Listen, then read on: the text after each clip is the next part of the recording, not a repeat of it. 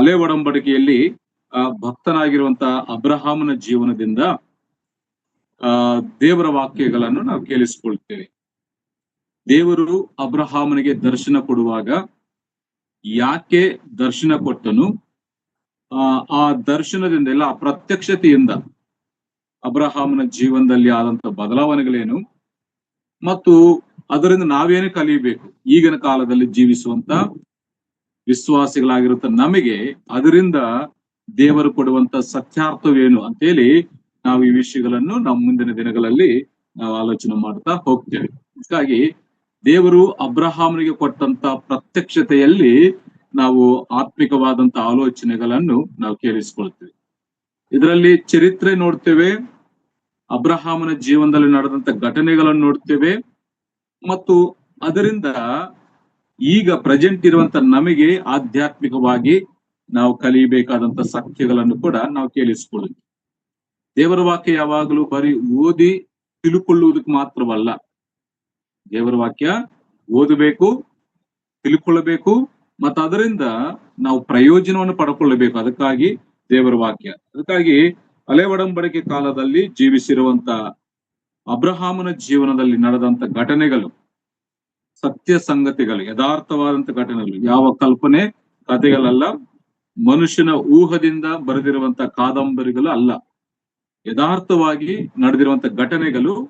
ಆ ಘಟನೆಗಳ ಮೂಲಕವಾಗಿ ದೇವರ ಆತ್ಮನು ನಮಗೆ ಹೇಳುವಂತ ಸತ್ಯಗಳನ್ನು ನಾವು ಈ ಸಮಯದಲ್ಲಿ ನಾವು ಕೇಳಿಸ್ಕೊಳ್ಳೋಣ. ನಾವು ಶೀರ್ಷಿಕವಾಗಿ ಒಂದು 1 by 1 ಒಂದು ಶೀರ್ಷಿಕ ರೂಪದಲ್ಲಿ ನಾವು ಸಂದೇಶಗಳನ್ನು ಕೇಳಿಸ್ಕೋದು. ಯಾಕಂದ್ರೆ ಇಲ್ಲಿರುವಂತದ್ದು ಒಂದು ಅರ್ಧ ಗಂಟೆ ಸಮಯ, ಜಾಸ್ತಿ ಅಂದ್ರೆ 35 ನಿಮಿಷ 36 ನಿಮಿಷ ಇಷ್ಟರಲ್ಲಿ ನಾವು ಮುಗಿಸ್ತೇವೆ. ಅದಕ್ಕಾಗಿ ಎಲ್ಲಾ ವಿಷಯಗಳು ಒಂದೇ ದಿನದಲ್ಲಿ ತಿಳಿಸಲಿಕ್ಕೆ ಆಗುವುದಿಲ್ಲ. ಅದಕ್ಕಾಗಿ ನಾವು ಭಾಗವಾಗಿ ವಿಧವಾಗಿ ನಾವು ವಿಭಾಗಿಸಿಕೊಂಡು ಒಂದೊಂದು ದಿನಕ್ಕೆ ಒಂದೊಂದು ವಿಷಯವನ್ನು ನಾವು ಆಲೋಚನೆ ಮಾಡ್ತಾ ಬರ್ತಾ ಇದ್ದೀವಿ. ನನ್ನ ಎಲ್ಲ ಸಂದೇಶಗಳು ಹಾಗೆ ಇರ್ತವೆ, ಭಾಗವಾಗಿ ನಾವು ವಿಭಾಗಿಸಿಕೊಂಡು ಶೀರ್ಷಿಕ ರೂಪದಲ್ಲಿ ನಾವು ದೇವರ ವಾಕ್ಯವನ್ನು ಕೇಳಿಸಿಕೊಳ್ಳುತ್ತೇವೆ. ಅದಕ್ಕಾಗಿ ಇವತ್ತು ಅಬ್ರಹಾಮನ ಜೀವನದಿಂದ ಈ ಪ್ರಾರಂಭದ ಮಾತುಗಳು, ಪೀಠಿಗೆಯ ಮಾತುಗಳನ್ನು ನಾವು ಕೇಳಿಸಿಕೊಳ್ಳೋಣ. ಅಬ್ರಹಾಮನ ಜೀವನದಿಂದ ದೇವರು ಯಾಕೆ ಪ್ರತ್ಯಕ್ಷತೆ ಕೊಟ್ಟಿದ್ದಾನೆ, ಅದರಿಂದ ನಾವು ಏನು ಕಲಿಬೇಕಂತೇಳಿ ಇವತ್ತು ಪ್ರಾರಂಭದ ಒಂದು ಮಾತುಗಳು, ಇಂಟ್ರೊಡಕ್ಷನ್ ಮಾತುಗಳನ್ನು ನಾವು ಕೇಳಿಸಿಕೊಳ್ಳೋಣ. ಅದಕ್ಕಿಂತ ಮೊದಲು ಇನ್ನೊಂದು ವಿಷಯ ಅಂತ ತಿಳಿಸ್ತೇನೆ. ಒಬ್ಬ ವ್ಯಕ್ತಿ ಮತ್ತೊಬ್ಬ ವ್ಯಕ್ತಿಯನ್ನು ಯಾವಾಗ ಭೇಟಿ ಆಗ್ಲಿಕ್ಕೆ ಮನಸ್ಸು ಮಾಡ್ತಾನೆ, ಯಾಕೆ ಭೇಟಿ ಮಾಡ್ಲಿಕ್ಕೆ ಮನಸ್ಸು ಮಾಡ್ತಾನೆ, ಅರ್ಥ ಆಯ್ತಾ? ಒಬ್ಬ ವ್ಯಕ್ತಿ ಮತ್ತೊಬ್ಬರನ್ನು ಯಾವಾಗ ಯಾವ ಸಂದರ್ಭದಲ್ಲಿ ಅವನು ಭೇಟಿ ಆಗಬೇಕು ಅಂತೇಳಿ ಮನಸ್ಸು ಮಾಡ್ತಾನೆ, ಇಲ್ಲ ಯಾಕೆ ಮನಸ್ಸು ಮಾಡ್ತಾನೆ ಅಂತ ನಾವು ಗಮನಿಸುವಾಗ, ಅವನಿಗೆ ಏನಾದರೂ ಅವಶ್ಯಕತೆ ಇದ್ದಾಗ, ಇಲ್ಲಾಂದ್ರೆ ಏನಾದರೂ ಹೇಳಬೇಕಾದಂತ ಸಂಗತಿಗಳಿದ್ದಾಗ, ಇಲ್ಲ ನೋಡ್ಬೇಕಂತ ಆಸೆ ಹುಟ್ಟಿದಾಗ ಒಬ್ಬ ವ್ಯಕ್ತಿ ಮತ್ತೊಬ್ಬ ವ್ಯಕ್ತಿಯನ್ನು ಭೇಟಿ ಆಗ್ಲಿಕ್ಕೆ ಮನಸ್ಸು ಮಾಡ್ತಾನೆ. ಅವಶ್ಯಕತೆ ಇದ್ದಾಗ, ಇಲ್ಲ ಆಲೋಚನೆ ಹೇಳುವಾಗ, ಇಲ್ಲಾಂದ್ರೆ ಅವನನ್ನು ನೋಡ್ಬೇಕು ಅಂತ ಹೇಳಿ ಮನಸ್ಸಿನಲ್ಲಿ ಅನಿಸಿದಾಗ ನಾವೇನ್ ಮಾಡ್ತೀವಿ, ಒಬ್ಬರನ್ನೊಬ್ಬರು ಭೇಟಿ ಮಾಡ್ಕೊಳ್ತೀವಿ, ಒಬ್ಬರನ್ನೊಬ್ಬರು ಸಂದರ್ಶನ ಮಾಡಿಕೊಂಡು ಕಷ್ಟ ಸುಖಗಳನ್ನು ಹಂಚಿಕೊಳ್ತೇವೆ. ಅದಕ್ಕಾಗಿ ಸಾಧಾರಣವಾಗಿ ನಾವು ಲೋಕದಲ್ಲಿ ಗಮನಿಸುವಂತ ವಿಷಯ, ನಮ್ಮನ್ನು ಪ್ರೀತಿಸುವಂತವರು ನಮಗೆ ತುಂಬಾ ದೂರದಲ್ಲಿದ್ದಾಗ, ನಮಗೆ ಅನಿಸ್ತದೇನೋ ಅವರನ್ನು ಹೋಗಿ ನೋಡಬೇಕು, ಅವರೊಂದಿಗೆ ಮಾತಾಡಬೇಕು ಅಂತೇಳಿ ಸರ್ವಸಾಧಾರಣವಾಗಿ ಪ್ರತಿಯೊಬ್ಬ ಮನುಷ್ಯನಿಗೆ ಇರುವಂತ ಮಾತು. ಪ್ರೀತಿಸುವಂತವರು ದೂರವಾದಾಗ, ಇಲ್ಲ ದೂರದಲ್ಲಿದ್ದಾಗ, ಈಗ ನಮ್ಮ ಮಕ್ಕಳು ಇರ್ತಾರೆ ಬೇರೆ ಒಂದು ಊರಲ್ಲಿದ್ದಾಗ, ಅವ್ರು ವಿದ್ಯಾಭ್ಯಾಸ ಮಾಡುವಂತ ಸಂದರ್ಭದಲ್ಲಿ ನಾವೇನ್ ಮಾಡ್ತೇವೆ, ಅವರನ್ನು ನೋಡ್ಬೇಕು, ಅವ್ರ ಹತ್ರ ಮಾತಾಡ್ಬೇಕಂತ ಹೇಳಿ ಮನಸ್ಸು ಅನಿಸುತ್ತೆ. ಮತ್ತು ಇನ್ನೊಂದು, ನಮಗೆ ಇಷ್ಟವಾದಂತವರು ದುಃಖದಲ್ಲಿದ್ದಾಗ, ಕಷ್ಟದಲ್ಲಿದ್ದಾಗ, ಒಂದು ವೇಳೆ ಅನಾರೋಗ್ಯ ಪರಿಸ್ಥಿತಿಗಳಲ್ಲಿದ್ದಾಗ ನಾವೇನ್ ಮಾಡ್ತೇವೆ, ಹೋಗಿ ಅವರನ್ನು ಭೇಟಿ ಮಾಡಿ ಅವರನ್ನು ಪರಾಮರ್ಶಿಸುವಂಥದ್ದು, ಅವರಿಗೆ ಧೈರ್ಯ ಹೇಳುವಂಥದ್ದು, ಮಾತಾಡುವಂತ ಕಾರ್ಯಗಳು ಮಾಡ್ತೇವೆ. ದುಃಖದಲ್ಲಿರುವಾಗ, ಕಷ್ಟದಲ್ಲಿದ್ದಾಗ, ಯಾರಾದ್ರೂ ಹಾಸ್ಪಿಟ್ಲಿಗೆ ಹೋದಾಗ, ಅನಾರೋಗ್ಯದಲ್ಲಿದ್ದಾಗ, ಸಮಸ್ಯೆಗಳಲ್ಲಿದ್ದಾಗ ನಾವೇನ್ ಮಾಡ್ತೀವಿ ಅಂದ್ರೆ ಮನೆಗೆ ಹೋಗ್ತೇವೆ, ಇಲ್ಲ ಹಾಸ್ಪಿಟ್ಲ್ಗೆ ಹೋಗ್ತೇವೆ, ಅವ್ರು ಇರುವಂತ ಸ್ಥಳಕ್ಕೆ ಹೋಗಿ ಅವರನ್ನು ನೋಡಿ ಅವರಿಗೆ ಮಾತು ಧೈರ್ಯಪಡಿಸಿ ಅವರನ್ನು ಧೈರ್ಯಪಡಿಸ್ಲಿಕ್ಕೆ ಆಲೋಚನೆ ಮಾಡ್ತೀವಿ. ಮತ್ತಿನ್ನೊಂದು, ಯಾವಾಗ ಭೇಟಿ ಮಾಡ್ಲಿಕ್ಕೆ ಇಷ್ಟಪಡ್ತೀವಿ ಅಂದ್ರೆ, ಒಬ್ಬ ವ್ಯಕ್ತಿ ದಾರಿ ತಪ್ಪಿ ಹೋಗ್ತಿರುವಂತ ಸ್ಥಿತಿಯಲ್ಲಿದ್ದಾಗ, ಒಬ್ಬ ವ್ಯಕ್ತಿ ದಾರಿ ತಪ್ಪಿ ಹೋಗ್ತಿರುವಂತ ಸ್ಥಿತಿಯಲ್ಲಿ, ಇಲ್ಲ ಪಾಪದಲ್ಲಿ ಬಿದ್ದು ಹೋದಾಗ, ಅವಿಧೇಯತೆಯಲ್ಲಿ ಬಿದ್ದು ಹೋದಾಗ ಅವರನ್ನು ಕ್ರಮಪಡಿಸುವುದಕ್ಕಾಗಿ ಅವರನ್ನು ಕ್ರಮಪಡಿಸುವುದಕ್ಕಾಗಿ ಮತ್ತೆ ಅವರನ್ನು ಸರಿಯಾದಂತ ಒಂದು ಮಾರ್ಗಕ್ಕೆ ತರುವುದಕ್ಕಾಗಿ ನಾವೇನ್ ಮಾಡ್ತೇವೆ, ಭೇಟಿ ಆಗಬೇಕು, ಇಲ್ಲ ಹೋಗಬೇಕು, ಮಾತಾಡ್ಬೇಕಂತೇಳಿ ಮನಸ್ಸನ್ನು ಆಗ್ತದೆ. ಇದೊಂದು ಸಂದರ್ಭ. ಮತ್ತು ಸಂತೋಷವಾದಂತ ಸಮಯಗಳಲ್ಲಿ ಕೂಡ ನಾವು ಒಬ್ಬರನ್ನೊಬ್ಬರು ಭೇಟಿ ಆಗ್ತೇವೆ. ಅವರು ಸಂತೋಷದಲ್ಲಿದ್ದಾಗ ಅವರ ಸಂತೋಷದಲ್ಲಿ ನಾವು ಕೂಡ ಹೋಗಿ ಪಾಲು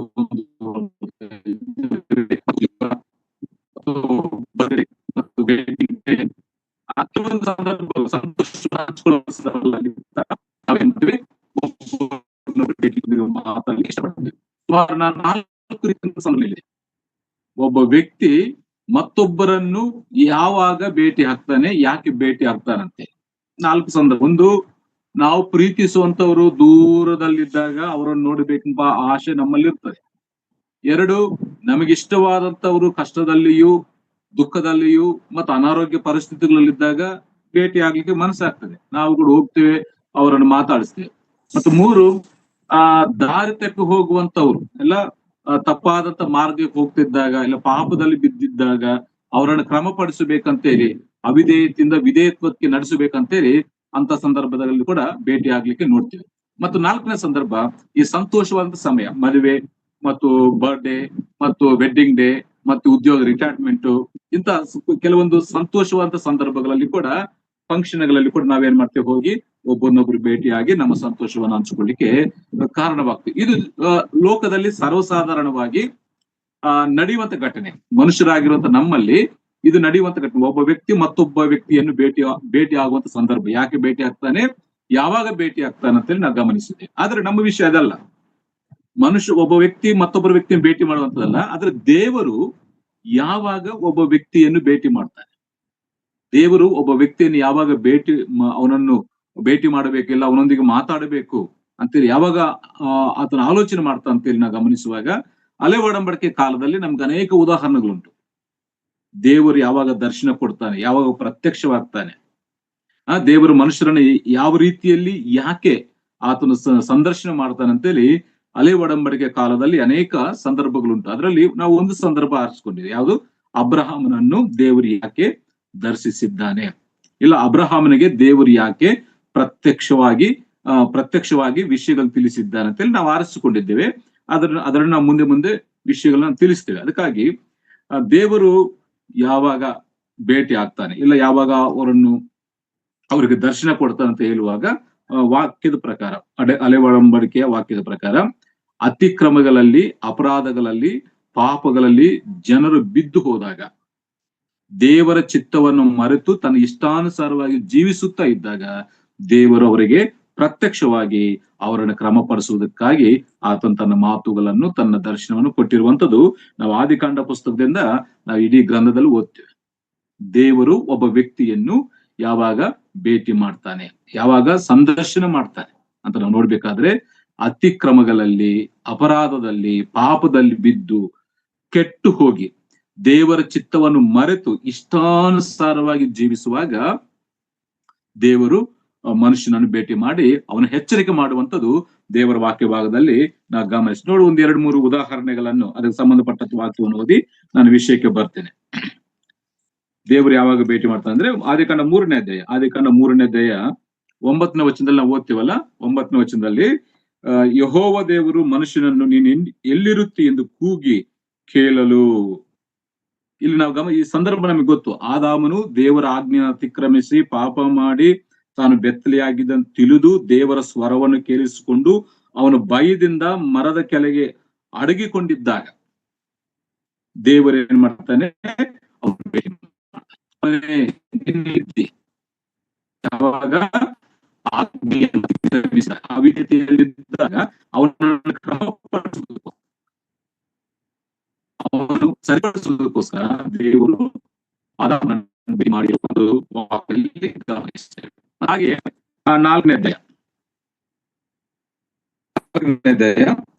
9ನೇ ನಿನ್ನ ತಮ್ಮನ ಮೇಲೂ ಎಂದು ಕೇಳಲು ಅವರನ್ನು ನಾನು ಅರಿಯೆ,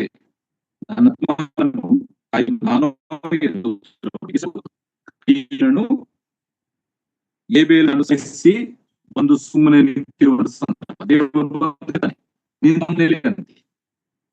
ಅಂದ್ರೆ ಅವನ ದ್ರೋಹ ಮಾಡಿ ನರಹತ್ಯೆ ಮಾಡಿ ಅವನ ಅಪರಾಧಿಯಾಗಿದ್ದಾಗ ದೇವರ ಒಂದು ಅತಿಕ್ರಮಿಸಿ ದ್ರೋಹ ಮಾಡಿ ನರಹತ್ಯೆ ಮಾಡಿ ಅಪರಾಧಿಯಾಗಿದ್ದಾಗ ಅವರನ್ನು ಕ್ರಮಗೊಳಿಸೋದಕ್ಕಾಗಿ ದೇವರು ಅವನು ಭೇಟಿ ಮಾಡ್ತಾನೆ. ಹಾಗೆ ಆರನೇ ಆದಿಕಾಂಡ 9ನೇ ವಚನದಲ್ಲಿ ತನ್ನ ಕಪಟವಾಗಿ ಅವನು ದೇವರೊಂದಿಗೆ ನೋಡಿ ದೇವರ ದೃಷ್ಟಿಗೆ ಕೆಟ್ಟು ಹೋಗಿತ್ತು, ಲೋಕವನ್ನು ತುಂಬಿಕೊಂಡಿತ್ತು. ದೇವರು ಲೋಕವನ್ನು ನೋಡಿದಾಗ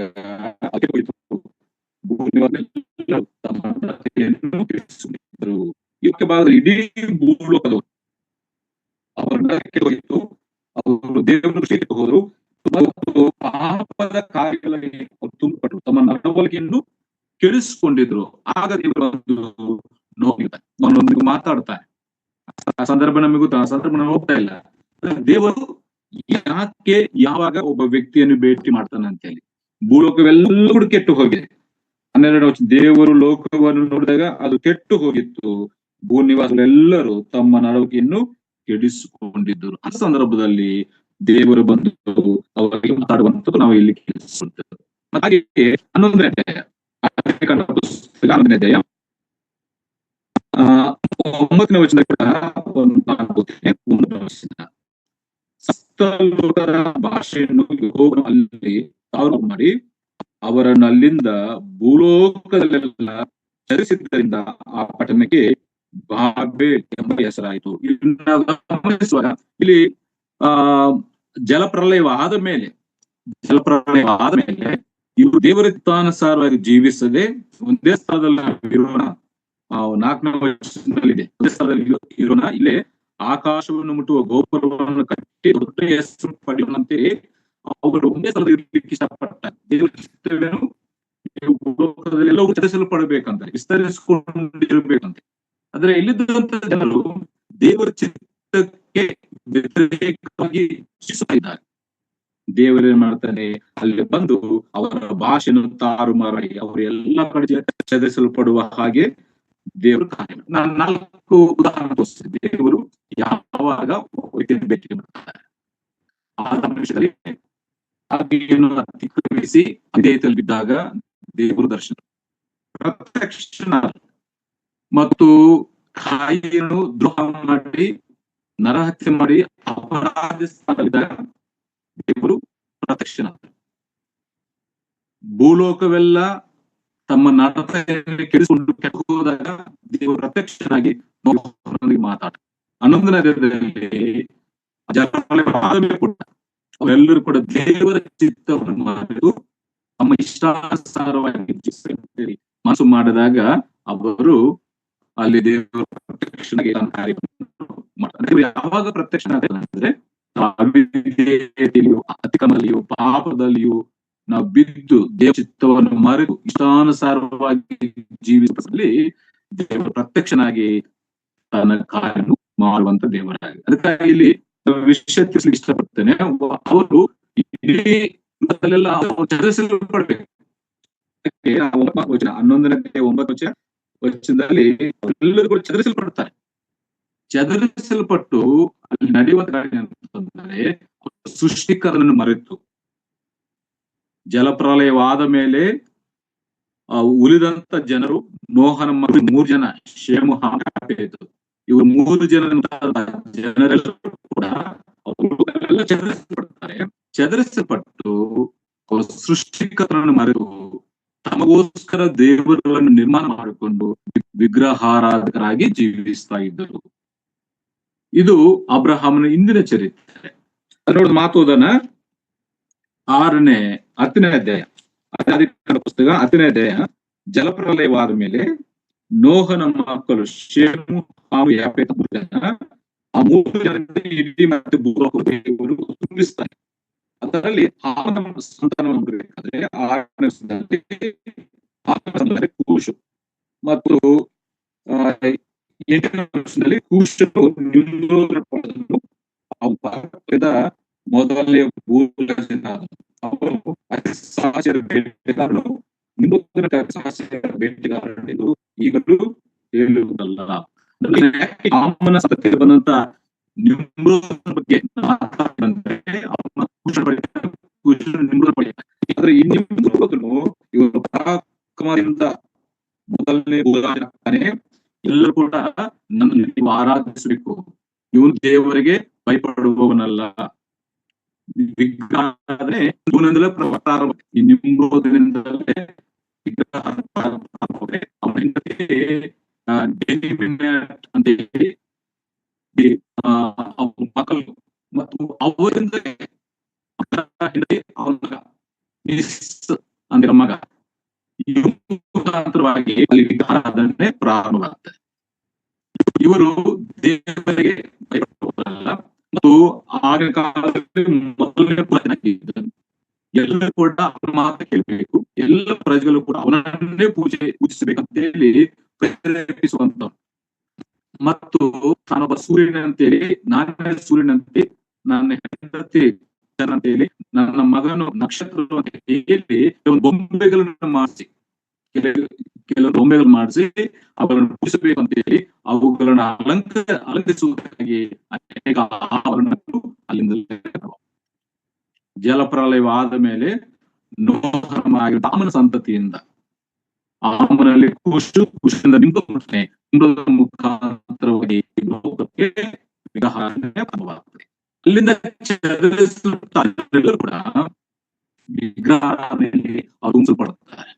ಸೃಷ್ಟಿಕರ್ತನ ಮಾಡಿದ್ದಾರೆ. ಸೃಷ್ಟಿಕರ್ತನ ಗೊತ್ತಿಲ್ಲ, ಅವರು ಎಲ್ಲರೂ ಕೂಡ ಅವರಾದ ಬೊಂಬೆಗಳನ್ನು ಮಾಡಿಕೊಂಡು ಆ ಬೊಂಬೆಗಳಿಗೆ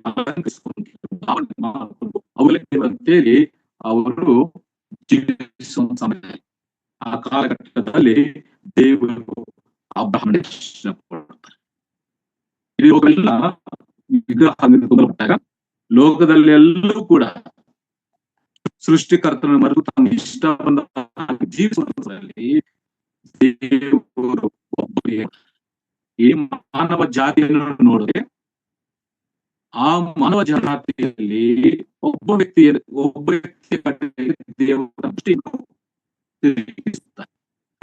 ಅದೊಂದು ಟರ್ನಿಂಗ್ ಇಡೀ ಮಾನವ ಜಾತಿಗೆ ಅದು ಟರ್ನಿಂಗ್ ಪಾಯಿಂಟ್. ದೇವರು ಎಲ್ಲ ಜನಾಂಗದ ಎಲ್ಲ ಜಾತಿಗಳಿಲ್ಲ, ಒಬ್ಬ ವ್ಯಕ್ತಿಯನ್ನು ಆರಿಸ್ಕೊಳ್ತಾರೆ, ಆ ವ್ಯಕ್ತಿ ಅಬ್ರಹಾಮನು. ವಿಗ್ರಹಾರಾಧಕರಿರುವಂತಹ ಲೋಕದ ಜನರಿಂದ ದೇವರು ವಿಶೇಷವಾದಂತಹ ರೀತಿಯಲ್ಲಿ ಮಾನವ ಚರಿತ್ರೆಗೆ ಅದು ವಿಶೇಷವಾದ ಸಂಘಟನೆ, ಅದು ಎಂದಿಗೂ ಆಗಿರುವಂತ ಇಡೀ ಲೋಕವೆಲ್ಲೂ ಕೂಡ ಆಗ ದೇವರ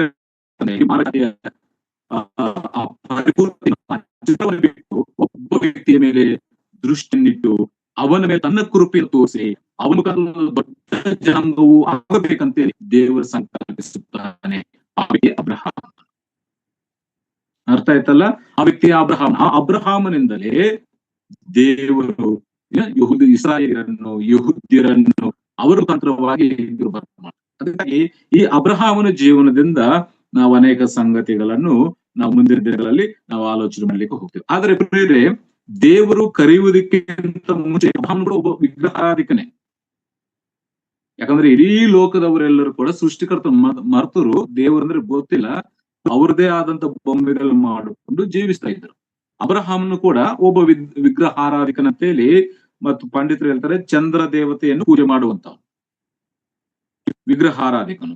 ಮತ್ತು ಆತನು ಕೂಡ ಅನ್ಯ ಜನರ ಹಾಗೆ ಆ ದೇವರನ್ನು ತಿಳಿದೇ ಇರುವಂತವನು. ಆದ್ರೆ ದೇವರು ಅಂತವನನ್ನು ಆರಿಸಿಕೊಂಡು ಅವನಿಗೆ ದರ್ಶನ ಕೊಟ್ಟು ಅವನನ್ನು ಕರೆದಿರುವಂತ ವಿಷಯಗಳನ್ನು ವಾಕ್ಯದಲ್ಲಿ ನಾ ಗಮನಿಸ್ತಾ. ಹಾಗಾಗಿ ಚರಿತ್ರೆಯಲ್ಲಿ ಈ ಅಬ್ರಹಾಮನು ಅತ್ಯಂತ ಪ್ರಮುಖವಾದಂತ ವ್ಯಕ್ತಿಯಾಗಿದ್ದಾನೆ.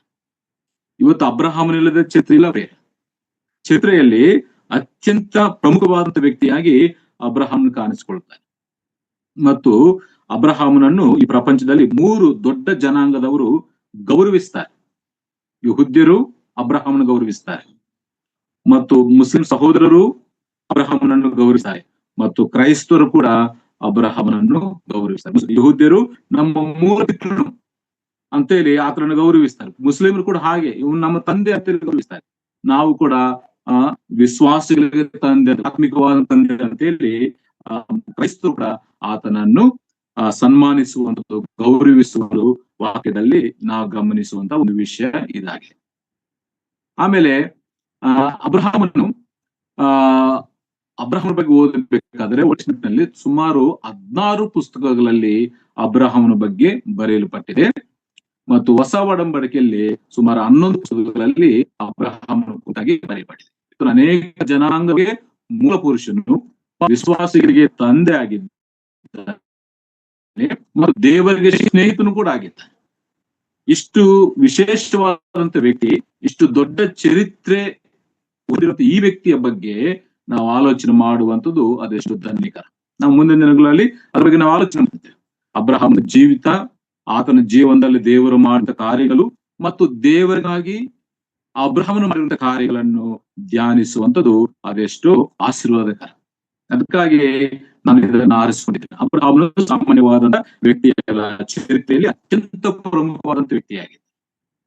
ಆ ವ್ಯಕ್ತಿಯ ಜೀವನವನ್ನು ನಾವು ಸ್ವಲ್ಪವಾಗಿ ನಾವು ಕೇಳಿಸಿಕೊಂಡು ಅದರಲ್ಲಿ ನಮಗೆ ಬೇಕಾಗಿರುವಂತ ಆಧ್ಯಾತ್ಮಿಕವಾದಂತ ಸಂಗತಿಗಳನ್ನು ನಾವು ಆರಿಸಿಕೊಂಡು ಅದರ ಪ್ರಕಾರ ಜೀವಿಸಲಿಕ್ಕೆ ನಾವು ಪ್ರಯತ್ನ ಮಾಡೋಣ. ಅದಕ್ಕಾಗಿ ಪರಿಶುದ್ಧ ಗ್ರಂಥದಲ್ಲಿ ಆದಿಕಾಂಡ ಪುಸ್ತಕದಲ್ಲಿ ಸುಮಾರು ಒಂದು 8 ಪ್ರತ್ಯಕ್ಷತೆಗಳನ್ನ ನಾವು ನೋಡ್ತೇವೆ.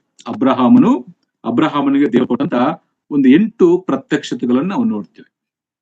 ಏನು ಆ 8 ಪ್ರತ್ಯಕ್ಷತೆಗಳು ಅಂತ ನಾವು ನೋಡ್ಬೇಕಾದ್ರೆ ಸರಳವಾಗಿ ಹಾಗೆ ಹೇಳಿ ನಾವು ಮುಂದಿನ ದಿನಗಳಲ್ಲಿ ಒಂದೊಂದಾಗಿ ನಾವು ಆಲೋಚನೆ ಮಾಡ್ತೇವೆ. ದೇವರು ಅಬ್ರಹಾಮನ ಜೀವನ ಕೊಟ್ಟಂತ ಪ್ರಮುಖವಾದಂತ 8 ಪ್ರತ್ಯಕ್ಷತೆಗಳು. ಮೊದಲನೇ ಪ್ರತ್ಯಕ್ಷತೆ ಎಲ್ಲಾಗ್ತದೆ ಅಂದ್ರೆ ಆದಿಕಾಂಡ ಪುಸ್ತಕ 11ನೇ ಅಧ್ಯಾಯ 31ನೇ ವಚನದಿಂದ ನಾವು ಓದ್ತೇವೆ. ಇದು ಮೊದಲನೇ ಪ್ರತ್ಯಕ್ಷತೆ. ಆದಿಕಾಂಡ ಪುಸ್ತಕ 11ನೇ ಅಧ್ಯಾಯ 31ನೇ ವಚನದಲ್ಲಿ ಆ ದೇವರು ಅವನಿಗೆ ಪ್ರತ್ಯಕ್ಷ ಆಗ್ತಾನೆ. ಅದಕ್ಕೆ ಆಧಾರವಾಗಿ ಅಪೊಸ್ತಲರ ಕೃತಿ 2ನೇ ಅಧ್ಯಾಯದ 2ನೇ ವಚನದಲ್ಲಿ ನಮ್ಮ ಮುಂದೆ ಓದ್ತೀವಿ ಅದ್ರ ಬಗ್ಗೆ. ಅಲ್ಲಿ ಕೂಡ ದೇವರು ಪ್ರತ್ಯಕ್ಷ ಆಗಿರುವಂತ ನಾವು ನೋಡ್ತೀವಿ. ಇದು ಮೊದಲನೇ ಪ್ರತ್ಯಕ್ಷತೆ. ಯಾವುದು? ಆದಿಕಾಂಡ 11ನೇ ಅಧ್ಯಾಯ 31ನೇ ವಚನದಿಂದ 32ನೇ ವಚನವರೆಗೂ. ಈ ಪ್ರತ್ಯಕ್ಷತೆಯಲ್ಲಿ ದೇವರು ಯಾವ ರೀತಿಯ ಕಾಣಿಸಿಕೊಂಡಿದ್ದಾನೆ ಅಂತ ನಾವು ನೋಡ್ಬೇಕಾದ್ರೆ ಮಹಿಮೆಯುಳ್ಳಂತ ದೇವರಾಗಿ ಅವನಿಗೆ ಕಾಣಿಸ್ಕೊಳ್ತಾನೆ. ಆಲೋಚನೆ ಮಾಡೋಣ ಮುಂದಿನ ದಿನಗಳಲ್ಲಿ. ಈ ಮೊದಲನೇ ಪ್ರತ್ಯಕ್ಷತೆಯಲ್ಲಿ ದೇವರು ಯಾವ ರೀತಿಯ ಕಾಣಿಸ್ಕೊಂಡಿದ್ದಾರೆ ಅಂದ್ರೆ ಮಹಿಮೆಯುಳ್ಳಂತ ದೇವರು. ಅವರು ದೇವರ ಮಹಿಮೆಯನ್ನು ಕಳೆದುಕೊಂಡ್ರು. ರೋಮಪತ್ರ 3:21 ಪ್ರಕಾರ ಯಾವ ಬೇರು ಎಲ್ಲರ ಪಾಪ ಮಾಡಿ ದೇವರು ಕೊಡುವಂತ ಮಹಿಮೆಯನ್ನು ಕಳೆದುಕೊಂಡ್ರು. ಆದ್ರೆ ಅಬ್ರಹಾಮನ ಮೂಲಕವಾಗಿ ಮತ್ತೆ ಆ ಮಹಿಮೆಯನ್ನು ನಿಮಗೆ ಕೊಡುತ್ತೇನೆ ಅಂತ ಹೇಳಿ ಮಹಿಮೆಯುಳ್ಳಂತ ದೇವರಾಗಿ ಆತನ ಪ್ರತ್ಯಕ್ಷನಾಗ್ತಾನೆ. ಇದು ಮೊದಲನೇ ಒಂದು ಪ್ರತ್ಯಕ್ಷತೆ. ಅದರಲ್ಲಿ ನಾವು ಧ್ಯಾನ ಮಾಡಬೇಕಾದ್ರೆ ಪ್ರತ್ಯಕ್ಷತೆಗಿಂತ ಮುಂಚೆ ಅಬ್ರಹಾಮನ ಜೀವನ ಹೇಗುಂಟು, ದೇವರು ಪ್ರತ್ಯಕ್ಷನಾದ ಮೇಲೆ ಅಬ್ರಹಾಮನ ಜೀವನ ಯಾವ ರೀತಿ ಬದಲಾವಣೆ ಆಯ್ತು ಅಂತ ಹೇಳಿ ಆ ವಿಷಯಗಳನ್ನು ನಾವು ಕೇಳಿಸ್ಕೊಳ್ತೇವೆ. ಮೊದಲನೇ ಪ್ರತ್ಯಕ್ಷತೆ ಮಹಿಮೆಯುಳ್ಳಂತ ಪ್ರತ್ಯಕ್ಷತೆ, ಮಹಿಮೆಯುಳ್ಳಂತ ದೇವರಾಗಿ ಅವನಿಗೆ ಪ್ರತ್ಯಕ್ಷನಾಗ್ತಾರೆ. ಆಮೇಲೆ ಎರಡನೇ ಪ್ರತ್ಯಕ್ಷತೆ 12ನೇ ಅಧ್ಯಾಯ ಮೊದಲನೇ ವಚನ, 12ನೇ ಅಧ್ಯಾಯ ಮೊದಲು 3 ವಚನ ನಾವು ಓದಬೇಕಾದ್ರೆ ಇದು ಎರಡನೇ ಪ್ರತ್ಯಕ್ಷತೆ. ಅಬ್ರಹಾಮನ ಜೀವನದಲ್ಲಿ ದೇವರು ಕೊಟ್ಟಂತ ಎರಡನೇ ಪ್ರತ್ಯಕ್ಷತೆ ಏನಂತಂದ್ರೆ ವಾಗ್ದಾನ ಮಾಡಿರುವಂತ ದೇವರು, ವಾಗ್ದಾನ ಮಾಡಿರುವಂತ ನಂಬಿಕಸ್ಥನಾದಂತ ದೇವರು ಅಂತೇಳಿ ಇಲ್ಲಿ ದೇವರು ಪ್ರತ್ಯಕ್ಷ ಆಗ್ತಾನೆ. ವಾಗ್ದಾನ ಮಾಡಿರುವಂತ ದೇವರು, ವಾಗ್ದಾನ ಮಾಡಿದಂತ ದೇವರು ಅಂತೇಳಿ ಅಬ್ರಹಾಮಿಗೆ ದೇವರು ಪ್ರತ್ಯಕ್ಷವಾಗ್ತಾರೆ. ಇದು ಎರಡನೇ ಪ್ರತ್ಯಕ್ಷತೆ. ಆಮೇಲೆ ಮೂರನೇ ಪ್ರತ್ಯಕ್ಷತೆ 12ನೇ ಅಧ್ಯಾಯ, ಯಾರಾದ್ರೂ ಆಸಕ್ತಿ ಇರುವಂತ ಬರ್ಕೋಬಹುದು. ಅದ್ರ ಮುಂದಿನ ದಿನಗಳಲ್ಲಿ ಅದ್ರ ಬಗ್ಗೆ ನಾವು ಪ್ರಸ್ತಾಪನೆ ಮಾಡ್ತೇವೆ. ಮೂರನೇ ಪ್ರತ್ಯಕ್ಷತೆ 12ನೇ ಅಧ್ಯಾಯ 7ನೇ ವಚನ, 12ನೇ ಅಧ್ಯಾಯ 7ನೇ ವಚನದಲ್ಲಿ ಅಲ್ಲಿ ಭಯದಿಂದಿರುವಂತ ಅಬ್ರಹಾಮನನ್ನು ಧೈರ್ಯಪಡಿಸುವುದಕ್ಕಾಗಿ ದೇವರು ಪ್ರತ್ಯಕ್ಷನಾಗ್ತಾನೆ. ಅಂದ್ರೆ ಧೈರ್ಯಪಡಿಸುವಂತ ದೇವರಾಗಿ ಆತನು ಪ್ರತ್ಯಕ್ಷನಾಗ್ತಾನೆ. ಆದ್ರೆ ಪ್ರತಿಯೊಂದು ಪ್ರತ್ಯಕ್ಷತೆಯಲ್ಲಿ ಅಬ್ರಹಾಮನ ಜೀವನ, ಇಂದಿನ ಜೀವನ ಹೇಗುಂಟು, ದೇವರು ಪ್ರತ್ಯಕ್ಷವಾದ ಮೇಲೆ ಅಬ್ರಹಾಮನ ಜೀವನ ಯಾವ ರೀತಿ ಬದಲಾವಣೆ ಆಗಿತ್ತು ಅನ್ನುವಂಥ ವಿಷಯವನ್ನು ನಾವು ಗಮನಿಸ್ತೇವೆ. ಪ್ರತಿಯೊಂದು ಪ್ರತ್ಯಕ್ಷ 3 ಸಂಗತಿಗಳು. ದೇವರು ಯಾವ ರೀತಿಯಾಗಿ ಕಾಣಿಸಿಕೊಂಡನು, ದೇವರು ಕಾಣಿಸಿಕೊಳ್ಳುವುದಕ್ಕಿಂತ ಮುಂಚೆ ಹಿಂದೆ ಅಬ್ರಹಾಮನು ಹೇಗಿದ್ದನು, ದೇವರು ಪ್ರತ್ಯಕ್ಷವಾಗಿ ಮಾತಾಡಿದ ಮೇಲೆ ಅಬ್ರಹಾಮನ ಜೀವನ ಯಾವ ರೀತಿಯಾಗಿ ಬದಲಾವಣೆ ಆಗಿದೆ, ಈ ಪ್ರಾಮುಖ್ಯವಾದ ಈ 3 ಸಂಗತಿಗಳನ್ನು ಪ್ರತಿಯೊಂದು ಪ್ರತ್ಯಕ್ಷತೆಯಲ್ಲಿ ನಾವು ಆಲೋಚನೆ ಮಾಡ್ತಾ ಹೋಗ್ತೇವೆ. ಈಗ 3ನೇ ಪ್ರತ್ಯಕ್ಷ ಯಾವುದು? ಧೈರ್ಯ ಪಡಿಸುವಂತ ದೇವರಾಗಿ ಅವನು ಪ್ರತ್ಯಕ್ಷನಾಗ್ತಾನೆ. ಆಮೇಲೆ 4ನೇ ಪ್ರತ್ಯಕ್ಷತೆ 13ನೇ ಅಧ್ಯಾಯ 14ನೇ ವಚನವನ್ನ ಗಮನಿಸುವಾಗ ಅಲ್ಲಿ ಆದರಿಸುವಂತ ದೇವರು, ಪರಾಮರ್ಶಿಸುವಂತ ದೇವರಾಗಿ ಆತನು ಪ್ರತ್ಯಕ್ಷತೆ ಕೊಡ್ತಾನೆ. ಆದರಿಸುವಂತ ದೇವರು ಇಲ್ಲ, ಪರಾಮರ್ಶಿಸುವಂತ ದೇವರು ಅಂತಾರೆ. 13ನೇ ಅಧ್ಯಾಯ 14ನೇ ವಚನದಲ್ಲಿ ಗಮನಿಸುವಾಗ, ಲೋಟನು ಅಬ್ರಾಮನ ಬಿಟ್ಟು ಬೇರೆಯಾದ ನಂತರ ಯೆಹೋವನು ಅಬ್ರಾಮನಿಗೆ ನೀನಿರಿಸ್ತಾವ. ಅಂದ್ರೆ ಲೋಟನ ಬಿಟ್ಟು ಹೋದ ಮೇಲೆ ದುಃಖದಲ್ಲಿರ್ತಾನೆ, ಅದಕ್ಕೆ ಆದರಿಸುವ ನಾನಿದ್ದೇನೆ, ನಾನು ನಿನಗೆ ಸ್ವಾಸ್ಥ್ಯ ಕೊಡ್ತೇನೆ ಅಂತ ಹೇಳಿ ಅಬ್ರಾಮನನ್ನು ಆದರಿಸುವಂತ ದೇವರಾಗಿ 4ನೇ ಪ್ರತ್ಯಕ್ಷತೆಯಲ್ಲಿ ನಾವು ನೋಡುತ್ತೇವೆ. ಆಮೇಲೆ 5ನೇ ಪ್ರತ್ಯಕ್ಷತೆ 15ನೇ ಅಧ್ಯಾಯ 1ನೇ ವಚನ ಗಮನಿಸಬೇಕಾದ್ರೆ 1ನೇ ವಚನದಲ್ಲಿ ಕೂಡ ಅಬ್ರಹಾಮನಿಗೆ ದೇವರು ಯಾವ ರೀತಿಯ ಪ್ರತ್ಯಕ್ಷನಾಗ್ತಾನೆ ಅಂದ್ರೆ, ನಂಬಿಗಸ್ತನಾದಂತ ದೇವರು, ನಂಬಿಕೆಯುಳ್ಳಂತ ದೇವರಾಗಿ ಅವನು ಪ್ರತ್ಯಕ್ಷ. ಅಬ್ರಹಾಮನೇ ಹೆದರಬೇಡ, ನಾನು ನಿನಗೆ ಗುರಾಣಿಯಾಗಿದ್ದೇನೆ, ನಿನಗೋಸ್ಕರ ಅತ್ಯಂತ ಬಹುಮಾನವು ಇಟ್ಟಿದೆ ಎಂಬುದೇ. ನಂಬಿಗಸ್ತನ ಅಂತ ದೇವರಾಗಿ ಪ್ರತ್ಯಕ್ಷನಾಗ್ತಾನೆ. ನಾವು ಆ ದರ್ಶನ ಓದಬೇಕಂದ್ರೆ ಅಲ್ಲಿಗೆ ಬರ್ತೇನೆ, ಆ ವಿಷಯ ತಿಳಿಸ್ತೇನೆ. 5ನೇ ಪ್ರತ್ಯಕ್ಷತೆ ದೇವರು ನಂಬಿಗಸ್ತನಾದಂತ ದೇವರಾಗಿ ಆತನಿಗೆ ಪ್ರತ್ಯಕ್ಷನಾಗ್ತಾನೆ. 6ನೇ ಒಂದು ಪ್ರತ್ಯಕ್ಷತೆ 17ನೇ ಅಧ್ಯಾಯ 1ನೇ ವಚನ. 17ನೇ ಅಧ್ಯಾಯ 1ನೇ ವಚನದಲ್ಲಿ ನಾವು ಗಮನಿಸುವಾಗ ಆತನು ಕ್ರಮಪಡಿಸುವಂತ ದೇವರಾಗಿ, ಕೃಪೆಯುಳ್ಳಂತ ದೇವರಾಗಿ ಪ್ರತ್ಯಕ್ಷನಾಗ್ತಾನೆ. ಯಾವ ರೀತಿಯಾಗಿ? ಕ್ರಮಪಡಿಸುವಂತ ದೇವರು ಮತ್ತು ಕೃಪೆಯುಳ್ಳಂತ ದೇವರಾಗಿ ಅವನು ಪ್ರತ್ಯಕ್ಷನಾಗ್ತಾನೆ ಅಂತೇಳಿ ವಾಕ್ಯದಿಂದ ನಾವು ಗಮನಿಸ್ತೀವಿ. ಇದು 6ನೇ ಪ್ರತ್ಯಕ್ಷತೆ. ಆ ವಿಷಯ ನಾವು ಆಲೋಚನೆ ಮಾಡೋಣ ಮುಂದಿನ ದಿನಗಳಲ್ಲಿ. ಮತ್ತೆ 7ನೇ ಪ್ರತ್ಯಕ್ಷತೆ 18ನೇ ಅಧ್ಯಾಯ 1ನೇ ವಚನದಲ್ಲಿ ನಾವು ಗಮನಿಸುವಾಗ, ಅತಿಥಿಯಾಗಿ ಬಂದು ಅವಶ್ಯಕತೆಯನ್ನು ತೀರಿಸಿದ ದೇವರು. ಒಬ್ಬ ಗೆಸ್ಟ್ ಆಗಿ, ಅತಿಥಿಯಾಗಿ ತನ್ನ ಮನೆಗೆ ಬಂದು ಅವರಿಗಿರುವಂತ ಅವಶ್ಯಕತೆಗಳನ್ನು ತೀರಿಸಿದಂತ ದೇವರಾಗಿ ಅಲ್ಲಿ ಪ್ರತ್ಯಕ್ಷನಾಗ್ತಾನೆ. ಇದೆಲ್ಲದರಲ್ಲಿ ಆತ್ಮಿಕವಂತ ಸತ್ಯಗಳಿದಾವೆ ಪ್ರಿಯರೇ. ನಾವು ಆಧ್ಯಾತ್ಮಿಕವಾಗಿ ಕಲಿಯುವಂತ ಸಂಗತಿಗಳು ಎಷ್ಟೋ ಇದಾವೆ. ನಾವು ಕರ್ತನ ಚಿತ್ತವಾದ್ರೆ ಮುಂದಿನ ದಿನಗಳು ಸ್ವಲ್ಪವಾಗಿ ಆಲೋಚನೆ ಮಾಡ್ತೀವಿ. ಇದು 7ನೇ ಪ್ರತ್ಯಕ್ಷತೆ ಏನಂದ್ರೆ, ಅತಿಥಿಯಾಗಿ ಬಂದು ಅವರ ಅವಶ್ಯಕತೆಯನ್ನು ತೀರಿಸಿದ ದೇವರಾಗಿ ಪ್ರತ್ಯಕ್ಷನಾಗ್ತಾನೆ. ಕಳೆದ 8ನೇ ಪ್ರತ್ಯಕ್ಷತೆ 22ನೇ ಅಧ್ಯಾಯ 1ನೇ ವಚನದಿಂದ ಗಮನಿಸುವಾಗ, ಪರೀಕ್ಷಿಸಿ ಪ್ರತಿಫಲವನ್ನು ಕೊಟ್ಟಂತ ದೇವರು, ದೇವರಾಗಿ ಅಲ್ಲಿ ಪ್ರತ್ಯಕ್ಷನಾಗ್ತಾನೆ. ಅದಕ್ಕಾಗಿ ಈ 8 ಪ್ರತ್ಯಕ್ಷತೆಗಳಲ್ಲಿ ದೇವರು ಅಬ್ರಹಾಮನಿಗೆ ಯಾವ ರೀತಿಯಾಗಿ ಕಾರ್ಯ ಮಾಡಿದ್ದಾನೆ, ಅಬ್ರಹಾಮನ ಜೀವನ ಪ್ರತ್ಯಕ್ಷತೆಗೆ ಮುಂಚೆ ಹೀಗುಂಟು, ಪ್ರತ್ಯಕ್ಷತೆ ಆದ ಮೇಲೆ ಅಬ್ರಹಾಮನ ಜೀವನ ಯಾವ ರೀತಿ ಬದಲಾವಣೆ ಆಗಿದೆ ಅಂತೇಳಿ ನಾವು ಆಲೋಚನೆಗಳನ್ನು ಮಾಡ್ಲಿಕ್ಕೆ ಹೋಗ್ತೇವೆ. ಅದಕ್ಕಾಗಿ ಈ ವಿಷಯಗಳನ್ನ ನಮ್ಮ ಮನಸ್ಸಿನಲ್ಲಿ ಇಟ್ಟುಕೊಳ್ಳೋಣ. ಮಾನವ ಚರಿತ್ರೆಯಲ್ಲಿ ಒಂದು ವಿಶೇಷವಾದ ಘಟನೆ ಅಂತಂದ್ರೆ, ದೇವರು ಅಬ್ರಹಾಮನ ಕರೆಯುವ ಇಡೀ ಜನಾಂಗದವರನ್ನು ಬಿಟ್ಟು ಒಬ್ಬ ವ್ಯಕ್ತಿಯ ಮೇಲೆ ದೇವರು ದೃಷ್ಟಿಯನ್ನು ಇಟ್ಟು ಆತನಿಗೆ ಕೃಪೆ ತೋರಿಸಿ ಆತನ ಮುಖಾಂತರ ದೊಡ್ಡ ಜನಾಂಗವನ್ನು ಮಾಡಿದ್ದಾನೆ.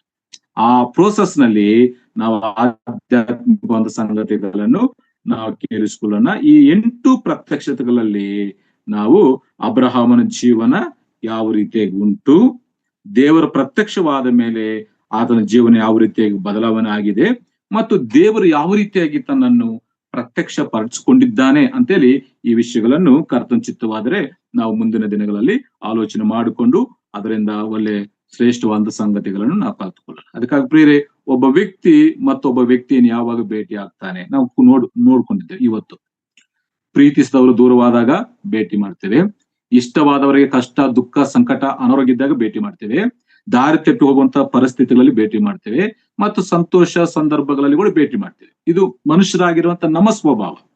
ಆದ್ರೆ ದೇವರು ಯಾವಾಗ ಒಬ್ಬ ವ್ಯಕ್ತಿಯನ್ನು ಭೇಟಿ ಮಾಡ್ತಾನೆ ನಾವು ನೋಡಿದ್ದೇವೆ, ಅವನು ಆಜ್ಞೆಯನ್ನು ಅತಿಕ್ರಮಿಸಿ ಅಪರಾಧದಲ್ಲಿ ಪಾಪ ಮಾಡಿ